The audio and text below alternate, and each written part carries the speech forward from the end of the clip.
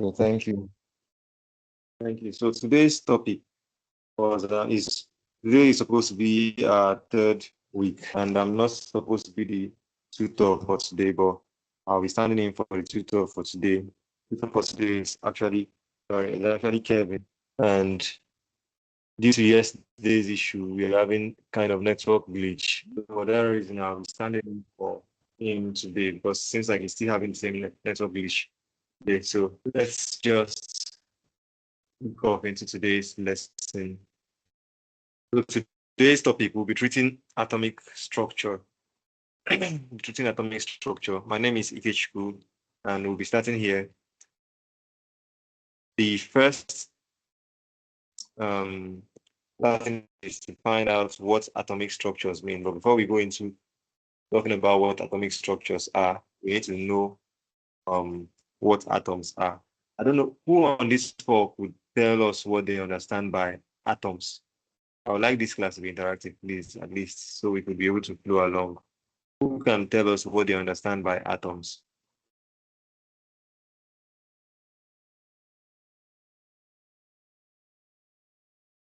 Smallest indivisible particle of any matter.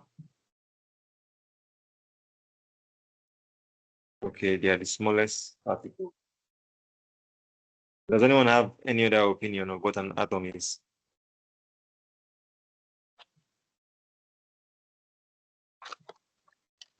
Does any other person have an opinion of what an atom is? Okay, let me just move on. So the guy that spoke right now was actually correct. So atoms are like the smallest entities that matter can be broken down into. Like the smallest entities that matter can be broken down into and to still retain its normal property. So they are like very tiny bits of anything that we can see. So atoms, sometimes atoms they could be they could be called elements in some terms, but they are not necessarily an atom, but not all atoms are elements. Some are molecules. As they are mixtures of different atoms. Some atoms are different mixture of different elements. So it's when you hear them say an atom or an atom of something, it does not mean it is just an element. All elements on their own existing alone, they are atoms, but not all atoms can be said elements. So let's go on to what we have on the slide. Say, why do we study atomic structure? So we study atomic structure because atoms are everything we have is made up of atoms. Everything that exists are made up of atoms. Both water, air, food, phones, everything. They are all made up of atoms. And for us to understand them, for us to be able to develop different things like moving forward, we need to understand, we need to study atoms. I know we've heard of nuclear weapons or atomic weapons. So this level of advancement in technology could only have come about because of the study of atoms. So even in electricity, due to the study of atoms, we found that the atoms could be broken down into some other particles. And when some of these particles move, it causes electricity. So the knowledge of the study of this atom is what actually led to the development of some of all these things that we enjoy these days, like electricity, some level of treatment, drugs, and some other stuff. So let's just move on to our next slide. One of the first theories of atoms that actually made one of the first theories of atom that actually made wave was the Dalton's atomic theory. This was one of the first theories that was propounded in relations to atoms. So this theory can be divided into four. And as a science student, you're expected to know at least the four of them. You're expected to know the four of them. They are not difficult. It's just something that you need to be familiar with. The first one says matter is made up of tiny particles called atoms. So matter, we all know that matter, there's this popular definition that says matter is anything that has weight and occupies space. So matter, all forms of matter, everything that has weight and can occupy space is made up of atoms. And atoms are the tiniest portion that these things can be broken down into. So the second theory that Dalton propounded was that all atom can neither be created nor destroyed. So this theory, later on, these theories would be found to be either true or false, because for some reasons, these theories became for some reason in these theories they were tackled somehow, or we'll get to that point in this lesson for today. So the second thing was that atoms can neither be created nor destroyed. So with this knowledge that atoms can neither be created nor destroyed, let's just hold on. Let's just continue with what we are talking about, just listing out the principles. So now the third theory states that atoms of same elements are identical. Atoms of same elements are identical. So what this theory means is that so long as we have mercury, or we have let's say carbon, all carbon atoms would always behave the same. Now this theory was trying to say that all carbon atoms would always behave the same, no matter where you find them, because so long as they are carbon atoms, they would always behave the same. I don't know if you guys can hear me. Can you guys hear me? Yes, sir, we can hear you, sir. I can hear you, sir. Okay. Thank you. So the third law says that the third theory says that all atoms of the same elements are identical, meaning that wherever you see carbon, all carbon will behave the same. Wherever you see helium, all helium will behave the same. So meaning that all atoms of elements, they would behave alike. So the fourth theory is that compounds form from simple ratio of atoms. Before I go on, I was a bit distracted, but let me just reiterate everything I've been saying from the beginning. The first Dalton atomic theory, Dalton was one of the first scientists that propounded Dalton's atomic theory. And this theory, as I said, was one of the first theories of atoms. So he was the one that studied atoms first. And when he studied this atom, he noticed some things about atoms. And these things he noticed about atoms are the things he then made up as what they call the Dalton's atomic theory. We know how theories are made now. Theories always start from scientific method. We know that, I don't know if it was in this class or in the previous class where we were taught scientific theories. And we said the scientific theories, for us to proceed, or for us to say we are actually carrying out scientific experiments, we need to first start from observation. We would first observe something. Once we've observed something, we then make hypotheses. These are the scientific methods for theory propounding and what they call it, laws. So the first thing you'd always do, you would observe something. Then once you've observed, the next thing you would do is you would then make an hypothesis. That's, you make an assumption, things you believe that okay, could be possibly the cause of whatsoever you've observed. Then once you've made this hypothesis, now, you then carry out experiments, different experiments. Once you've carried out several experiments to find out whether which of your hypotheses are true, because you've observed, just like as though you found out that I like using this example when I talk about the scientific methods. I'm just trying to deviate a bit so that we'll be able to understand this Dalton's atomic theory, and we would help somewhere, because with this explanation, I guess we will be able to understand something, sure. So the scientific methods, when you want to propound any theory at all, the first thing you'd always do is always start with an observation. Assuming we found out that we are staying in a location and we found out that, okay, they brought lights, they took lights, they brought lights, they took lights. You've stayed in an environment for maybe like a week. They brought lights and they took lights. But you started observing that it looks like as if it's every evening that they bring light and they take lights. You've observed something. As scientists, the method for scientists is that once you've observed a regular pattern or a something either unique or something that is irregular or something that is a pattern, scientists always first, once they've observed that, the next thing they do, they will make assumptions or what they call hypotheses. The scientific word for assumptions are hypotheses. So once you've made a nice hypothesis saying, okay, possibly NEPA always bring light in the evening around 6 in this area, or maybe the light is always bad in this area until it's evening, or maybe light always spoil during the there is always light, or maybe only our compound. You will just be making different assumptions. So scientists, what they do is that when they observe something, they will first as hypothesis. Okay, that possibly because of this thing could be this, because of this thing could be that, because of this thing could be. Then once they've listed all these hypotheses down, the next thing that they'll do is they will start carrying out experiments, trying things to see whether their hypotheses are true. So they'll try observing whether this light that they're always bringing, I'm trying to use this NEPA light as an example, this light that they're always bringing around 6, whether it is happening every time. They'll start observing it,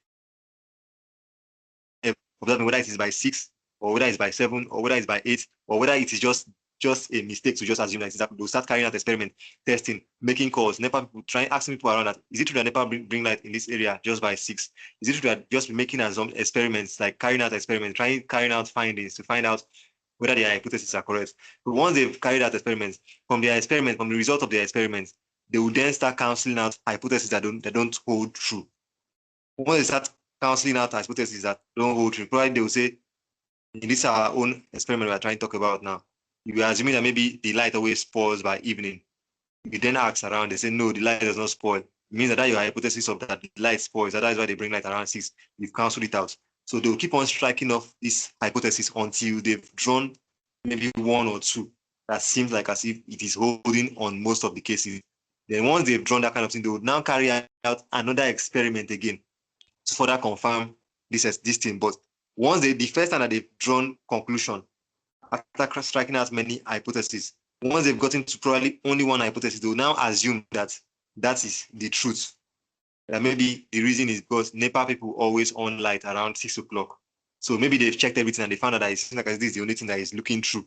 They will then say, it seems like NEPA always bring light in this area around 6. They will start making a theory, say, at this area, probably your area is in Lagos. Say in Lagos, every time in Lagos, they would always bring lights by 6. They will say that is a theory. So theory does not mean that something is actually very certain or it is perfect or it's true. When they say something is a theory, it means that in most cases it plays out true. It might not be true in all cases, but in most cases it plays out true. So for them to make something now, after theory, the next place you go to is you then make it a law. And before they can make a particular theory a law is when they've tried the experiment that you carried out in the first place. You carried it out in several locations in the world, and or several other scientists like you carry out the same experiment, and all of you came to the same conclusion. Then you can now say, okay, generally there is now a law of NEPA bringing light, that NEPA would always bring light around 6 once you are in Lagos. That's how they always draw laws. So now Dalton, in this case, now he found, when he carried out his own scientific method, he observed something about matter, that they can be broken down into tiny particles. He observed it and he said, all matters are made up of tiny particles that we can call atom. That was the first atomic theory that he made. He said, there is something that we can call an atom. And that atom is something that is the tiniest particle of every matter. We were like, wow, wisdom. Then he said, the second one is that this atom now, it can neither be created nor destroyed. I've tried destroying atoms into tiny particles. Just like as if you have charcoal or you have powder of sugar, you say you tried breaking the sugar down further. Even if you see the tiniest grain of sugar, if you taste it, it's always still sweet. You say they can never be created and they can never be destroyed. He had his own reasons why he made those principles or those his theory. He tried different methods, and he found out that it seems like as if this thing can neither be created nor be destroyed. Then he said, wow, the second theory that I'll tell you people is that atoms can neither be created nor destroyed. Atoms of every element can neither be created nor destroyed. People were like, wow, are you serious? They tried. Wow, this is very true. They assumed that it was true. Then the third one he said, all atoms of the same elements are identical.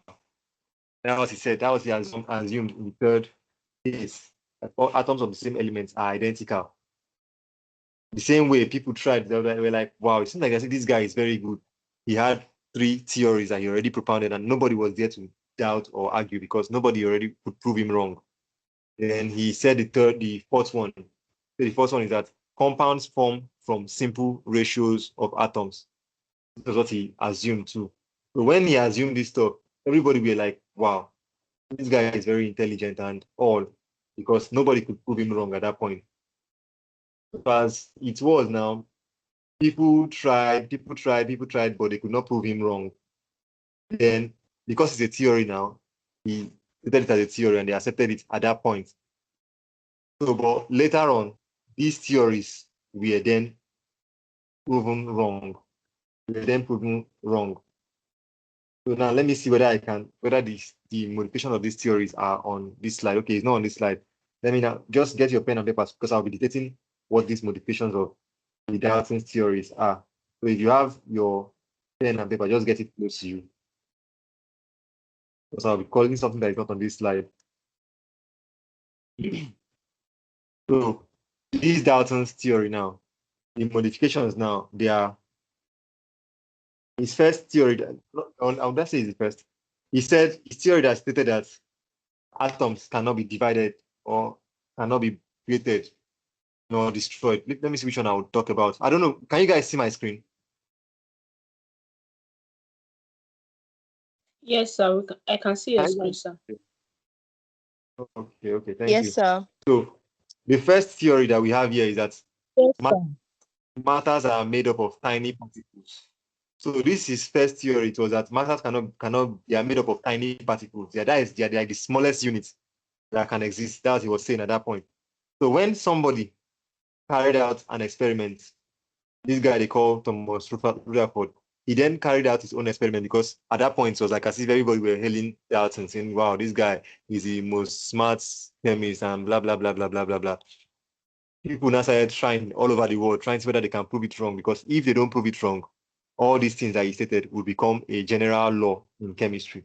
So then due to this analysis, due to this experiment everybody carried out, they then found out that atoms are not the smallest particles that can exist, that they can be broken down into smaller particles. So now the first modification that was done to this Dalton's theory was that his first theory said that atoms are made up of tiny particles that cannot be broken down. This theory was changed. This modification was changed. And what it turned out to become is that they said atoms are now atoms are not just the smallest particle that exists, that they can be broken down into smaller particles called neutrons, protons, and electrons. That was Rutherford found out. He said that true atoms are the smallest particle that we can see, but these atoms can be broken down into much smaller particles. And they call these particles subatomic particles. So the first modification that they made to Dalton's theory was that this is first law that said matter is made up of tiny particles called atoms, because he was assuming that was the smallest particle that can exist. So Rutherford carried out his own experiment and was able to prove Dalton wrong, that they are not the really tiniest particle that exists, that there is something that we call subatomic particles, which are protons, neutrons, and electrons, that these things are what atoms can be broken down further into. So this was the first modification that was done. Then for the second theory, I said atoms cannot be created nor destroyed. Another scientist somewhere in the world then said he carried out an experiment and they found out that Dalton was not completely true. He was true to some extent. Truly true, it is hard to create any atom or destroy any atom. But now, they said this theory is only true when you're talking about chemical reactions. I know people probably have heard of nuclear reactions. I said it at the beginning, atomic reactions, nuclear reaction. So when they moved further, they found out that there are some things that they call nuclear reactions. And when you come to nuclear reactions, you can create an atom from nothing. You can create an atom and you can also destroy an atom. So now that theory that this guy was saying that atoms cannot be created nor destroyed was now destroyed. Like this is law, or his theory was now cancelled because someone was able to prove him wrong. But the person that proved him wrong still liked him. I said, well, this thing is actually not completely wrong. But when you come to nuclear level, when you come to nuclear reaction levels, this law would no longer hold true because in nuclear reaction levels, atoms are usually destroyed, and even atoms can be created through nuclear reaction. So everybody was like, wow, wow, okay, not bad. At least Dalton still tried. Then Dalton's third theory that elements, that atoms of the same elements are identical. That is, he was saying that if you have carbon, anywhere you see carbon, it is always going to be carbon. Anywhere you see carbon elements, it would always be alike. You cannot see carbon that would look like maybe, even if you, anywhere you see two carbon, the two of them will be exact. That's what this third law was saying. Anywhere you see hydrogen, the two hydrogen will be exact. Anywhere you see chlorine, the two chlorine will be exact. Anywhere you see oxygen, two oxygen will be exact. So now, someone else again, another scientist somewhere else, he then found out that there is something they call isotopes. If we've learned about isotopes, isotopes are elements that have the same atomic number. That is, they are the same elements, but now they have different masses. So according to Dalton, he was saying that if you see, assuming, like, let me use an element. Let me use oxygen. Oxygen is number 8. Is number 8 element. He said oxygen. Anywhere you see oxygen, his trouser size will always be size 8. Everywhere you see oxygen, his trouser size will always be size 8. And even his shirt size would always be size 16. That's what he was saying. That is the mass number. I'm trying to use trouser and shirt size as mass number and atomic number. He said that everywhere you see any oxygen, his shirt size would be size 16, and his trouser size would always be size 8. That is, his mass number would always be 16, and his atomic number would always be 8. That's what he was bragging at in this is third law. Then they found out that there are something that they call isotopes that are actually oxygen. They still have the same trouser, but now their shirts, you will see that oxygen can wear two different shirts. Oxygen can stay as oxygen 18. Oxygen can stay as oxygen 16. So now these things, this difference of oxygen's appearance now cancel that law that that all elements of all atoms of the same elements are identical. It then started showing that the same elements might not even be identical. You might see oxygen today, think that maybe the only color of clothes that oxygen wears is white and black. Then tomorrow you see oxygen is wearing blue and black. And you might think that this is blue and black, that means this is not oxygen, but it's actually oxygen. So I don't know whether I'm communicating at all. I'm just trying to use realistic terms, probably explain this thing much further. So this third law was actually cancelled, or this third theory was cancelled due to the discovery of isotopes. That is, elements that have the same atomic number but different mass number. So then Dalton was actually, I think if I were to be doubting, I would have started feeling discouraged until even someone else even got to his third law, still his fourth law, and said, you said that compounds form from simple ratios of atoms. That is, how he said this was that if you want to form water, you have to carry, you cannot see something like H2O half. You cannot something like maybe one molecule of something reacting with half molecule of something. Like, it has to be simple ratio. It has to be whole numbers. That is, you cannot see any element that it is like H2SO4. That we know H2SO4. Each of them have integer numbers. H is 1. No, sorry, H is 2. S is 1. O is 4. So he was saying that there's nothing, you can never see something like H 2.5, S 1.5, 4, or H 1.5, S 3.9, O 4 point something. He said that it is not possible for you to see that kind of thing. But this is third law was cancelled when they found out organic reactions, or they found out that organic compounds can react. So these organic compounds, they don't really follow his theory. So they cancelled this is fourth law also, that this is fourth theory.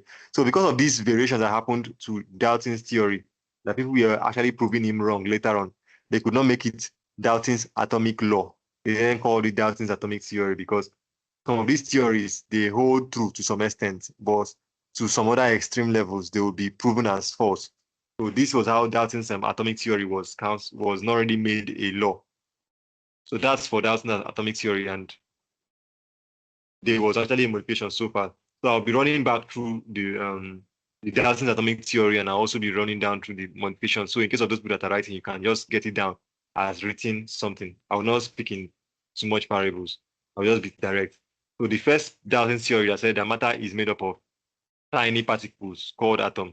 It was modified by the discovery that atoms can be divided into protons, neutrons, and electrons.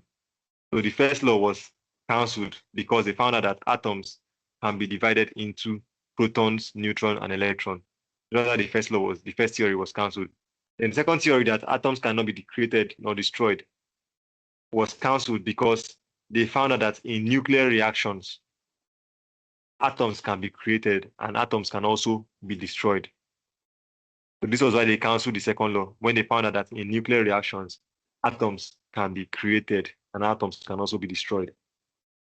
So the third law was cancelled because they found out that there are something that they call isotopes, whereby you would have the same elements, but it would be existing as with different masses. When they found out isotopes was when they cancelled his third theory.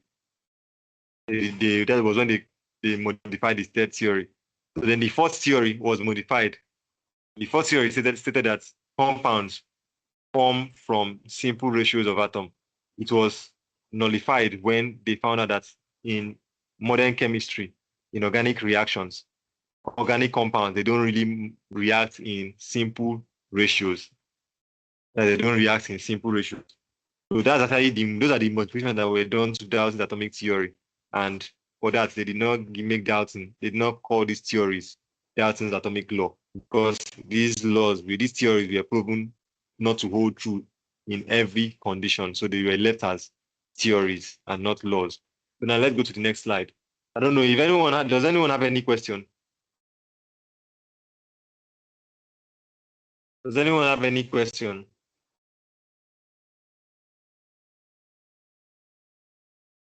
Hello, are you guys following me? Yes. Okay, thank you. So let's go to the next slide. The discovery of subatomic particles. So these are the particles that actually cancelled one of Dalton's laws, the discovery of subatomic particles. So they found out that atoms can be broken down into smaller particles.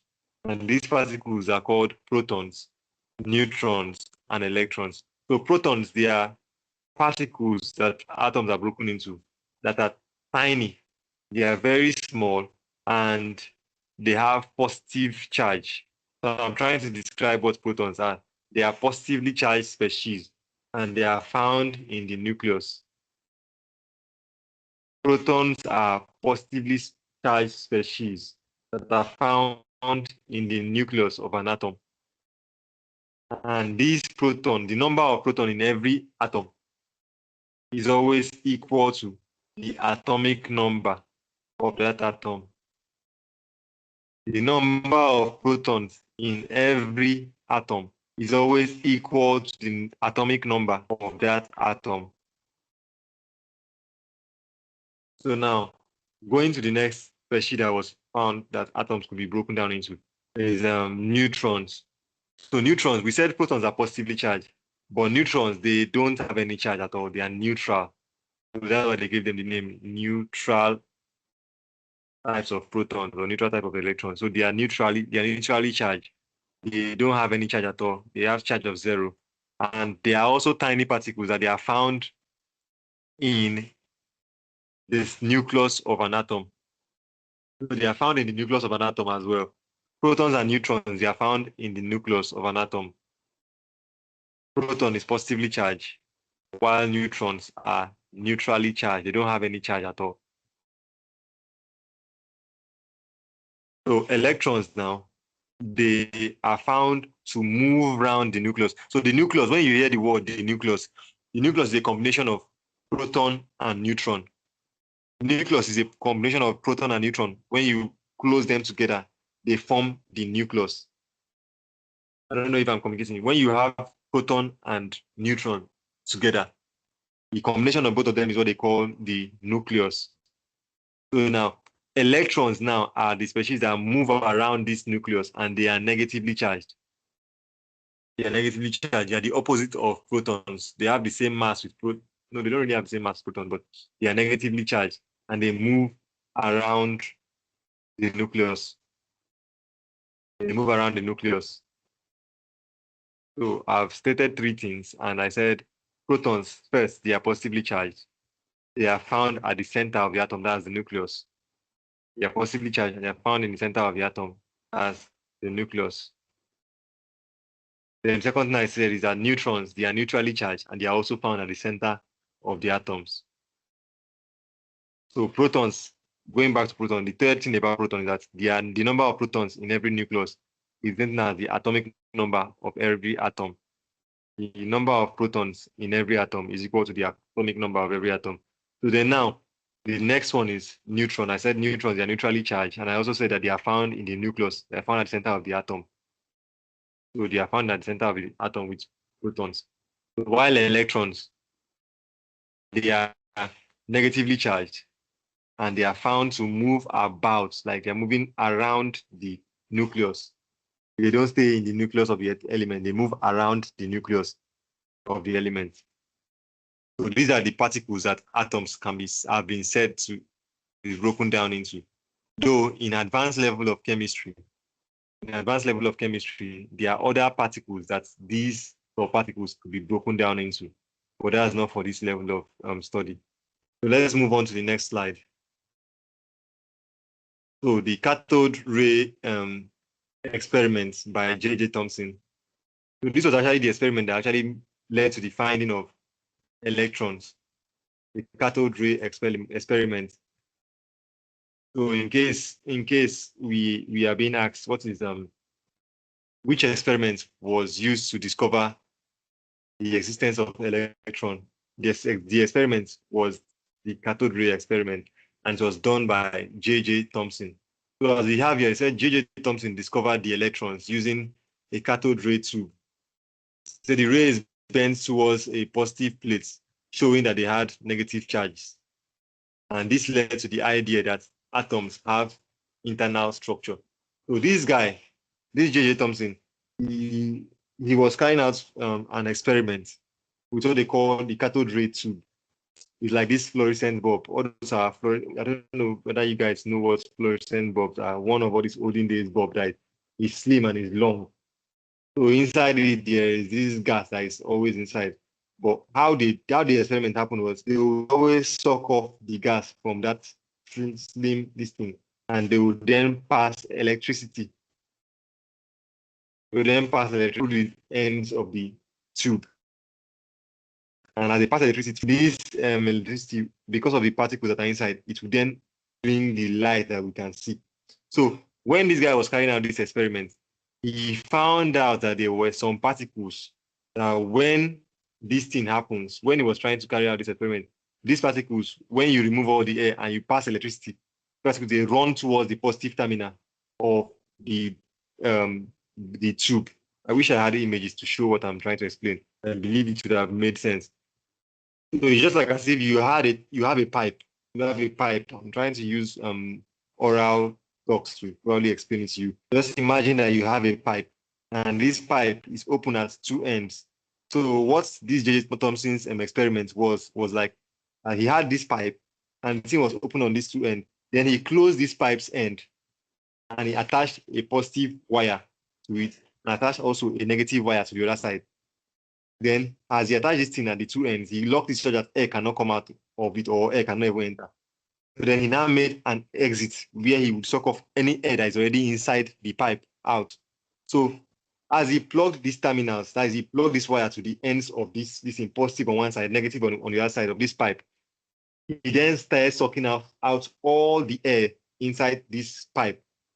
When he sucked them out completely, believing that he has removed all the particles there, all the atoms present, as he then put a battery to the wires, the positive and negative terminal. As he put the battery, he found out that some things started moving from one end of the tube to the other end. And as these things were moving, he started seeing electricity. The thing started glowing. So he found out this thing and he was like, wow, this is something new. This is something new. Then he started finding out that these particles, he later carried on the experiment and found out these particles are called electrons and they are negatively charged. They always move towards the positive side of the battery. So because of this reason, they started saying, wow, that means even air or even things around us, even matter, there exists something that is smaller than matter. There are things that are smaller than matter.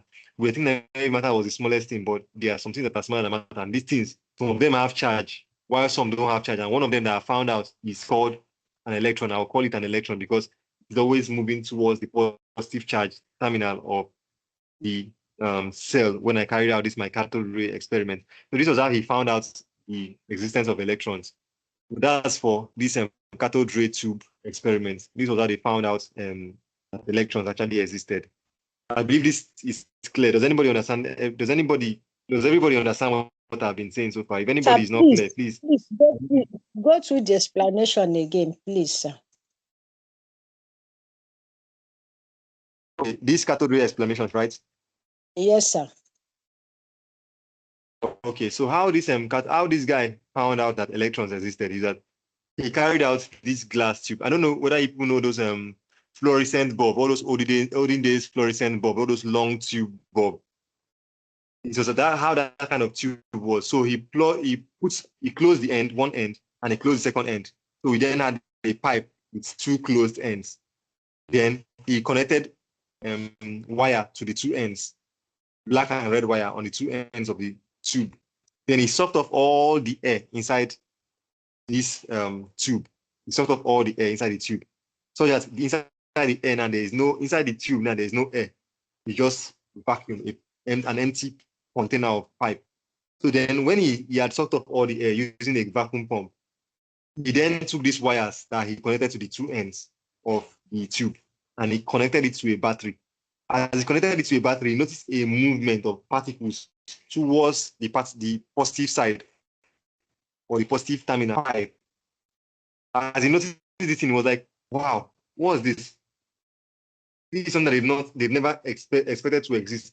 The smallest thing they knew at that time that existed were atoms. That is small, tiny particles that they could still see or that they could still observe with some kind of small magnifying lens.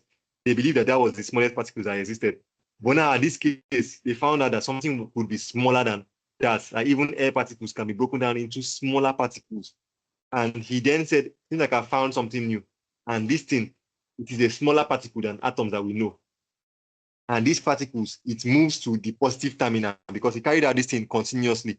And he found out that every time these particles, when he put in the battery, they would go towards the positive terminal of the battery. So he said, okay, since we already know that like poles repel, while unlike poles attract. So since these things are moving towards the positive side, it means that they are going to be negative because that's what it is. That's what the law that we know. Like poles repel. If they were positive will not stay with positive. Positive will always want to go to negative. So because these tiny particles are moving towards the positive terminal, it means that these tiny particles are negatively charged. And these tiny particles, I would like to call them electrons. So because they generated electricity. So that's why he called them electrons. Because they are tiny particles and they were attracted, they caused electricity to happen. And they had negatively charged and they were attracted to the positive side of the battery. That's why he knew that they had negative charge. So is it clear? I don't know whether my explanation is clearer now. Yes, sir. Thank you very much. Yeah, you're welcome. Thank you. So now let's move on to the next slide. I wish I actually had what they call it, my images on this slide. That would have been easier to observe. So now the next experiment was what they call the Millikan oil drop experiment. Millikan oil drop experiment.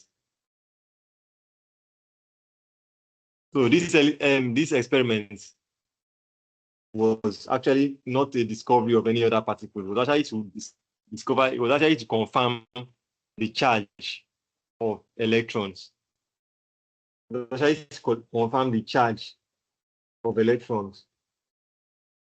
So as we have in this my slide, it says that this Millikan measured the tiny charges on a single electron by balancing oil droplets between electric fields to find the electron's charge. So this experiment, I don't really know how to explain this experiment without an image. I don't know. I'm very sorry that I don't have an image. But this experiment was carried out by a scientist called a physicist. It was specifically a physicist called Robert Millikan. So this is experiment for this oil drop experiment. He won the Nobel Prize award. He won a Nobel Prize award for this experiment because he was the one that determined the charge of electrons. So electrons, they are small particles in atom that they found out. They are tiny particles that they found out that atoms could be broken down into. So then they notice that these particles, they are charged because they are attracted to the positive side. So then Millikan then said, okay, I'll carry out an experiment to find out what is the value of that charge on these electrons. Because we know that there's like these are electricity. We hear something like 3 volts, 30 volts, something like that. So, but in this case now it is charge. You wanted to know the value of charge, or the amount of charge that is on each electron. So he carried out his own experiment that he called the oil drop experiment. And on this experiment, he found out that the charge on each element, on every single electron, is found out to be 1.6 times 10 raised power of minus 19. It was very small. The charge is very small. The charge on every electron is very small. So it is 1.6 times 10 raised power minus 19.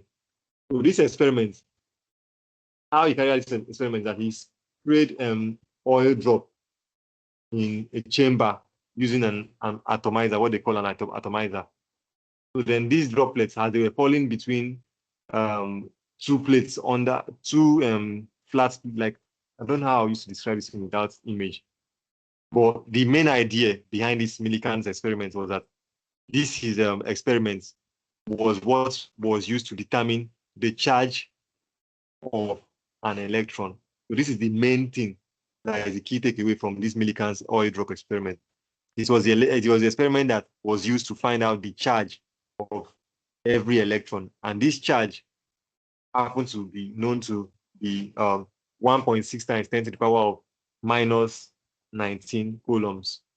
So if you'll be writing something down, I would say you should write that the Millikan experiment was the experiment that was used to find out the charge, the value of the charge of every electron, of a single electron. And this value was found to be 1.6 times 10 to the power of minus 19 coulombs. So this is what I believe is important to write down.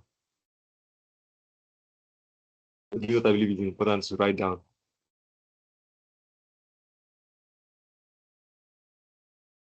I don't know if you guys are, whether I should go ahead with this.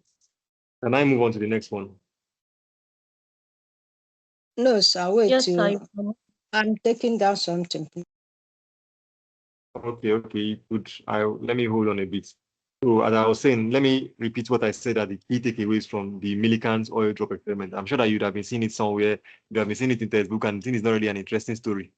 It's not an interesting story, but the main thing to take away from this Millikan's oil drop experiment is that experiment was the experiment that they used to know the charge on each electron and every single electron. And this charge was gotten to be a constant known as 1.6 times 10 to the power of minus 19 coulombs, as you can see from my slide. Now this experiment was used to find out. And this experiment now made people say that, okay, oh, truly, every electron have a measurable charge. So they made this experiment was what made them say, okay, truly, every electron has a measurable charge that they can be quantized. Electrons can be said to be quantized, that they can be, the meaning of quantized, that they can be measured, they can be given as, they can be called a quantity. They have a quantity, each electron has a quantity. So that's what this Millikan oil drop experiment is. Let me move on to the next. Excuse me, sir. Excuse me, Yeah, sir. I'm listening. Yeah. Can you just briefly tell us how the experiment was carried out, like that of cathode ray experiment? You broke it Okay, down. Yes, and it was well understood. Okay. How the experiment happened was there were two plates. They used two tiny plates, not really tiny, two flat materials, metal materials, and they let some drops of oil fall in between these plates, these two plates, and they now use X-rays to examine these droplets. They use what they call it, X-ray, to examine these droplets. So using the X-ray, they found out that these droplets, within these droplets, they were what they were negative charges, because these two plates, I don't know how I used to explain it without this image.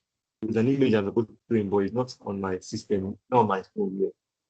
So this two plates, what happened was they attached the same wire issue, the same way they attached a positive terminal of a battery, negative terminal. That's what they did to these two plates. Then they allowed a drop of oil fall in between these two plates. So then as these droplets were falling, they spread these droplets. As these droplets were falling, they found out that as they were adjusting the electricity, as they were adjusting the electricity, these droplets, sometimes these droplets started standing on the air, like these droplets in between the plates as we are adjusting the currents. I don't know how, like just like as if your hand, put your two hands across beside your ear. Your hand, your two palms are the two plates, one on your left, one on your right. Then in between it, they started dropping oil drops in between. But now on these your two hands, one of them is is connected to the positive side of the battery. The second hand is connected to the negative side of the battery. Then drop of oil, very tiny drops of oil were now made to fall in between these two palms, in between your two hands. So as these drops were falling, at some point, these drops were falling and nothing was happening. But as they were adjusting the, what they call it, the electricity, the quantity of electricity, and as we were adjusting this quantity of electricity, some of these droplets started sustaining on the air. Some of these droplets started sustaining on the air. They started, like, they did not fall. As they come in between the plates, they started hovering on the air. They started staying on the air. And that measure of electricity at that point, they found out that the reason why this thing stopped was because that electricity was enough to pull the electrons on these droplets. Because everything is made up of positive and negative. Every atoms are made up of electrons now. All atoms are made up of particles, some atomic particles, that's electrons. So now they found out that when they started adjusting the electric currents, they started adjusting it. Initially, the particles were just falling like as if nothing was happening. Then it got to a temperature, to a value where these oil drops did not fall again. They now started standing on the air like as if it was magic. They started floating in between the plates. So the measure of temperature, the measure of electricity at that point, they then checked it and they found out that, oh, this current at this electricity value, this column, this measurement of electricity is able to hold these electrons that are inside this particle because it is equal to, because just imagine now, we know that negative electrons would be attracted to positive electrons. So at that point, when the charge was varying, it was I don't know how I want you to explain it, but they were adjusting the battery strength. I'll use that word. Let me just use that word. Like it's not really strength that they call it. The battery charge was being adjusted continuously, was being reduced and reduced and reduced and reduced and reduced and reduced. As they were reducing it, it got to a point where the thing suspended on the air. The electrons, the droplets of oil started suspending on the air. So they believe that since this thing was strong enough to catch these droplets from falling to the ground, it means that there's a field, an electric field, that is trying to pull the positive particles inside this oil drop to the positive terminal, and there's another energy that is pulling the negative particle to the positive terminal. And because this electric field is equal on both left and right side, it is now able to hold these particles to the air without them falling, because the positive one inside the oil drop wants to go and meet the positive terminal. The negative one wants to go and meet the negative. So as both of them are trying to drag themselves out of this oil particle, the oil particle just stayed at a spot, did not now fall. So the charge at that point was what they were able to measure as now the charge of these electrons. I don't know whether this explanation makes any sense to you, because it would have been better if it was visual. But I hope you can understand what I mean. Yes, sir. Okay, just like as if you put your two hands close to yourself, then you started dropping paper in between your two palms. But now you drop the first paper, nothing happened. You change the what they call it, the electricity that is passing. You put another paper again, nothing happened. The thing fell to the ground. You change the electricity again, you drop it again, nothing happened. Then you kept on changing the electric charge. It got to a point where as you drop the paper did not now fall again. The paper now suspended on the air.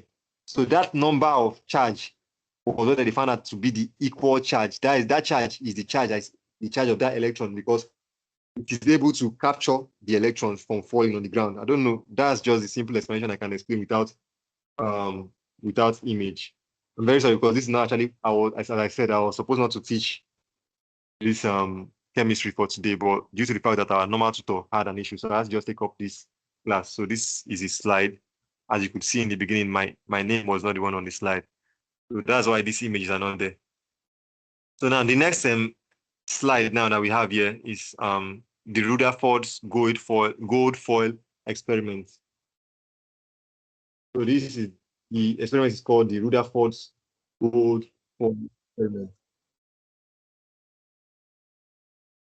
Sorry about this. So it's called the Rutherford's gold foil experiment. So this experiment was actually an experiment that they used to find out that although they used to find out that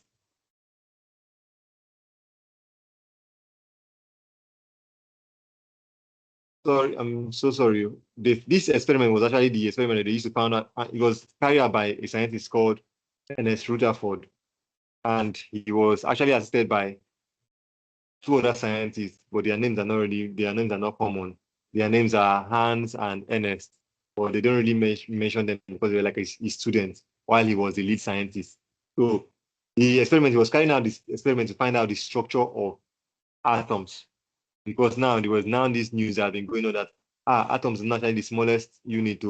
Atoms now, they have other smaller particles, or this and that and that. So because of this prominence that was happening to atoms, he then said, okay, I'll carry out another experiment also to find out the structure, the real structure of atoms.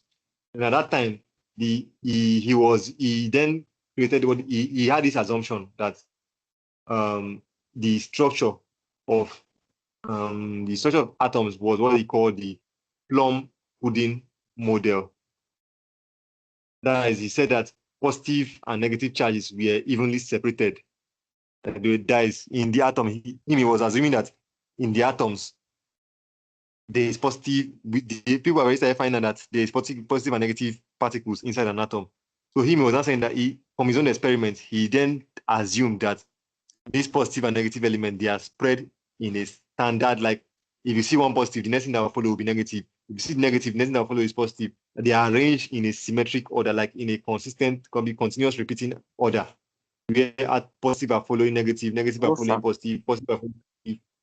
Yeah?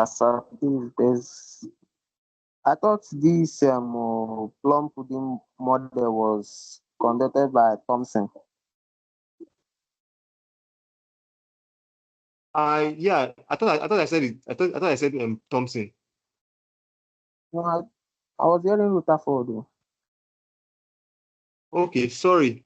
Like I said, the prevalent model at that point, the one that people found, there was this assumption at that point, at that current point, that elements, atoms, the structure of atoms were just positive arranging after negative, positive atom arranging after negative. So this was the things that were existing that we are assuming at that point. So then Rutherford then said he wants to find out the structure of atom.